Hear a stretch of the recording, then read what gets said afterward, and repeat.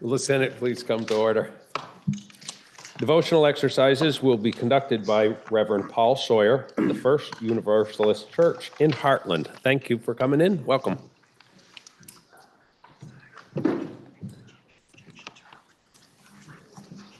Thank you, Becca, for the invitation. Thank you all for your work on behalf of our state, its people, and its natural beauty. I offer you this morning a sacred text, and unlike most of the ones I could choose, I happen to know that you are all familiar with this one, and that in fact you have affirmed it at one point at least in your life. It's from section 42 of the Vermont State Constitution. You solemnly swear that whenever you give your vote or suffrage touching any matter that concerns the state of Vermont, you will do it so as in your conscience you shall judge will most conduce to the best good of the same as established by the Constitution without fear or favor of any person. I first took that oath about 3 decades ago back in the little town clerk's office in Stratford. That was when you had to raise your right hand and speak it aloud. And I will tell you that saying those words on that day had a serious impact on me. And it's an impact that's remained ever since. I call those words up on my phone whenever I'm going to vote, when I'm going to town meeting like last week, and especially anytime at town meeting we're dealing with one of those contentious issues that is kind of 50-50, so we have to stand and be counted. I think about, in that moment, standing up, what do I believe deep in my being is best for our community and its people, without fear or favor of any person, my parishioners, my kids' teachers, my friends and neighbors and relatives, the political and other leaders of our town. That promise we make as voters of the state of Vermont, it carries a quality that you will find in the best human values, whether they're religious values or civic values. It's the quality that it's easy to understand, despite the tortured sentence structure. It's easy to understand, but it's hard to live. That's the best values. Love your neighbor. Easy to understand, very hard to live. Be of service, speak the truth. Vote your conscience without fear or favor of any person. It's easy to understand and at times hard to live. Sometimes people in leadership positions get that backwards. They'll talk in circles about things that make them complicated and hard to understand, but that require almost nothing of you in terms of sacrifice or attention. In this state, our ancestors said that's not who we are. So this is my prayer for you as you take up your work this morning. May you always act and vote in a way that you believe with hard-nosed honesty in the very depths of your conscience is in the best interest of our state and its people, without fear or favor of any person, no matter how powerful, how wealthy, how loud, their position in your party, how important they are to your reelection, without fear or favor of any person, no matter what. And in so doing, may you serve and live in such a way that your descendants, be they biological or of the spirit, for generations to come will look back at your service with genuine and deserved pride and deep gratitude. Blessings on your work. Thank you for all you do. Amen.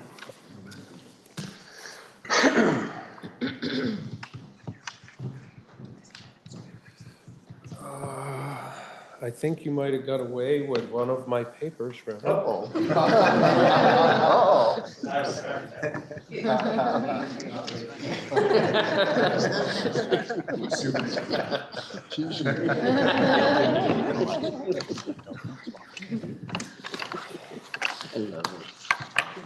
Phew, glad I caught that one. Are there any flag? Please join me in the Pledge of Allegiance. Pledge allegiance to the flag of the United States of America and to the republic for which it stands, one nation, under God, indivisible, with liberty and justice for all. Are there any announcements? Senator from Bennington. Mr. President, I move that the Committee on Education be relieved of S21, an act relating to cell phone-free schools, and that the same be committed to the Committee on Health and Welfare. The senator from Bennington has moved that the Committee on Education be relieved of S21, an act relating to cell phone-free schools, and that the bill be committed to the Committee on Health and Welfare. Are you ready for the question? If so, all those in favor say aye. Aye. All those opposed, nay. The ayes have it, and we have moved the bill to the Committee on Health and Welfare. Senator from Bennington. Mr. President, I move that the Committee on Education be relieved of S26, an act relating to prohibiting certain artificial dyes in food and beverages served or sold at school, and that the same be committed to the Committee on Health and Welfare. The senator from Bennington has moved that the Committee on Education be relieved of S26, an act relating to prohibiting certain artificial dyes in foods and beverages served or sold at school, and that the bill be committed to the Committee on Health and Welfare. Are you ready for the question? If so, all those in favor say aye. Aye. All those opposed, nay. The ayes have it, and we have moved that bill to Committee on Health and Welfare. Senator from Bennington. I move that the Committee on Education be relieved of S39, an act relating to state aid for school construction program, and that the same be committed to the Committee on Finance. The senator from Bennington has moved that the Committee on Education be relieved of S39, an act relating to the state aid for school construction program, and that the bill be committed to the Committee on Finance. Are you ready for the question? If so, all those in favor say aye. Aye. All those opposed, nay. The ayes have it, and we have moved the bill to Finance. I hope that leaves the senator from Bennington with something to do in his committee.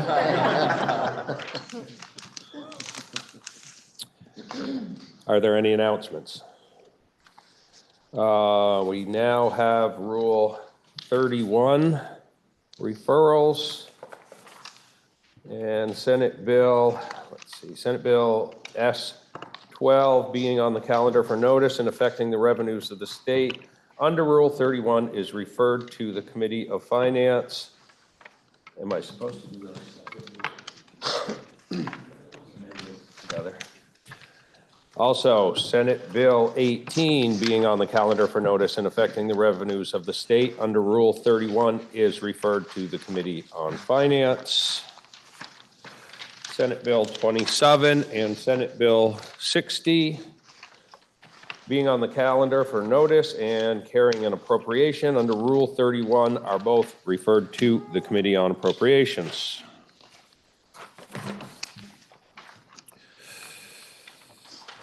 We now have appointments. Let's see, we have 32 gubernatorial, is that where we are? Gubernatorial appointments, and they will appear in your calendar tomorrow, or excuse me, in tomorrow's journal, sorry. We now have, let's see, Senate bills for introduction, resolution for introduction. JRS 17, joint resolution related to weekend adjournment offered by Senator Baruth of Chittenden. Resolved by the Senate and House of Representatives that when the two houses adjourn on Friday, March 14, 2025, it be to meet again no later than Tuesday, March 18, 2025. Do I need a vote on that? You have now heard the reading of the resolution. Are you ready for the question? If so, those in favor, please say aye. Aye. Those opposed, nay. The ayes have it, and we have adopted the resolution. We now have Senate bills for introduction. S105, an act related to exemptions from vehicle inspection, introduced by Senator Douglas and others. Please listen to the reading. First reading. S105, an act relating to exemptions from vehicle inspections. Now, you've heard the first reading of the bill, and it is referred to the Committee on Transportation. S-106, an act relating to continuing the Psychedelic Therapy Advisory Working Group, introduced by Senator Gulick and others. Please listen to the first reading. S-106, an act relating to continuing the Psychedelic Therapy Advisory Working Group. Now you've heard the first reading of the bill, and it is referred to the Committee on Health and Welfare. S-107, an act related to reimbursing the Department of Fish and Wildlife for revenue loss due to issuance of free licenses, introduced by Senator Brennan. Please listen to the first reading. S-107, an act relating to reimbursing the Department of Fish and Wildlife for the revenue lost due to issuance of free licenses. Now you've heard the first reading of the bill, and it is referred to the Committee on Natural Resources and Energy. S-108, an act relating to dog, cat, and wolf hybrid spaying and neutering program, introduced by Senator Clarkson and others. Please listen to the first reading. S-108, an act relating to the dog, cat, and wolf hybrid spaying and neutering program. Now you've heard the first reading of the bill, and it is referred to the Committee on Agriculture. S-109, an act relating to miscellaneous judiciary procedures, introduced by Senator Hashim. Please listen to the first reading. S-109, an act relating to miscellaneous judiciary procedures. Now you've heard the first reading of the bill, and it is referred to the Committee on Judiciary. S-110, an act related to changes in Vermont's air pollution and renewable energy laws, introduced by Senator Williams and others. Please listen to the first reading. S-110, an act relating to changes to Vermont's air pollution and renewable energy laws. Now you've heard the first reading of the bill, and it is referred to the Committee on Natural Resources and Energy. S-111, an act relating to language access and emergency response, introduced by Senator Gulick. Please listen to the first reading. S-111, an act relating to language access and emergency response. Now you've heard the first reading of the bill, and it is referred to the Committee on Government Operations. S-112, an act relating to amending the death certificate to reflect gender identity, introduced by Senator Hardy and others. Please listen to the first reading. S-112, an act relating to amending a death certificate to reflect gender identity. Now you've heard the first reading of the bill, and it is referred to the Committee on Health and Welfare.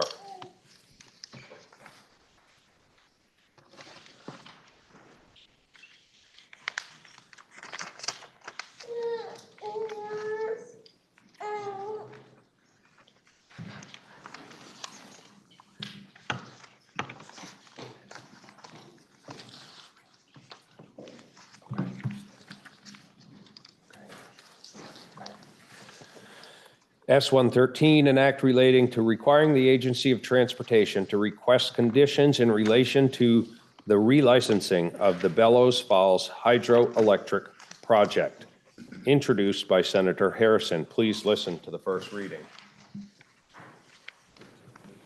S-113, an act relating to requiring the Agency of Transportation to request conditions in relation to the relicensing of the Bellows Falls Hydroelectric Project.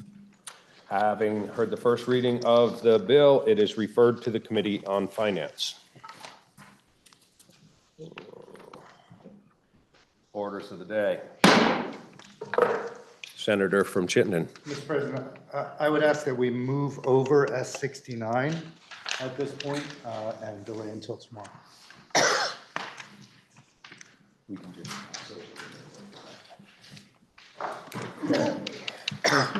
We now have JRS 16, a resolution providing for a joint assembly to vote on the retention of 7 Superior Court judges and 1 magistrate, offered by Senator Collmore. Please listen.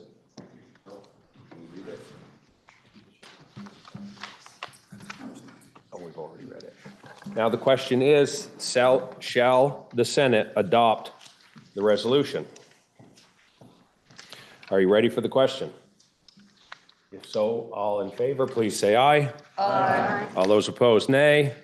The ayes have it, and you have adopted the resolution. We now have Senate Resolution 8, a resolution relating to concurrently conducting electronic committee meetings, offered by Senator Baruth of Chittenden Central. Senator from Chittenden. Thank you, Mr. President. Senators will remember that on our first day, we extended these rules from the past biennium that allowed us to participate remotely in committee hearings. There's one set of rules for committee hearings, another set for Senate participation. So you'll see here we have SR 8, SR 9. When we approved both of those, we approved them to town meeting day. So today we're extending them to January. And the reason for that is that the Rules Committee has not heard any reports of people misusing those privileges. They seem to be performing their function exactly as designed. So with the Senate Secretary's grudging participation, we are extending to January. He would prefer a shorter timeline, but they seem to be working well. And so we will revisit the question come January, if these pass. Thank you, Mr. President.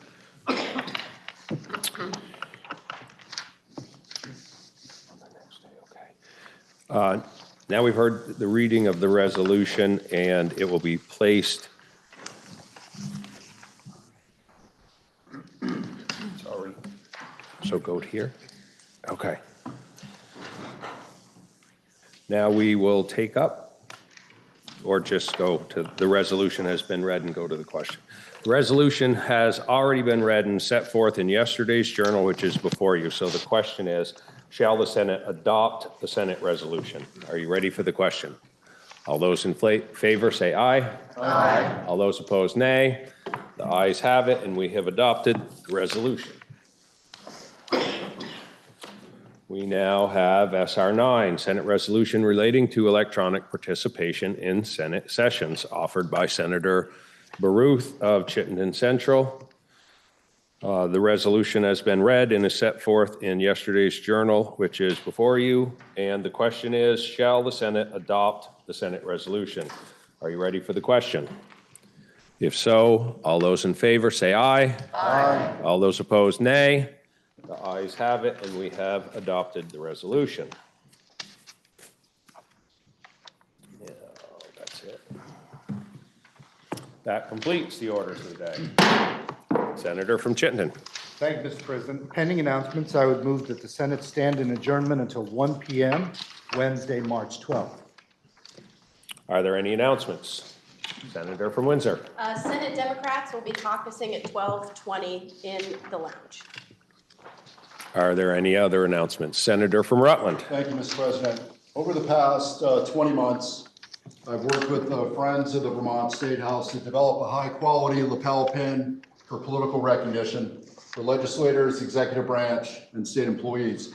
These pins are made by the same manufacturer that produces the pins for U.S. Congress and U.S. Senate. It's a Massachusetts-based company called Blackington via a Vermont-based representative. I'm circulating 2 pins as examples of the quality. One is the 116th Congress, one is the 117th Congress. They feature, in this case, the background is green to emulate the Senate interior. For the House, it's red. For the executive branch, it's blue. And for the state employees, it's white. There's 3 types of backings available, again, from the Friends of the Vermont State House. One is a clutch pin, one is a magnet, and one is a necklace pendant for the ladies.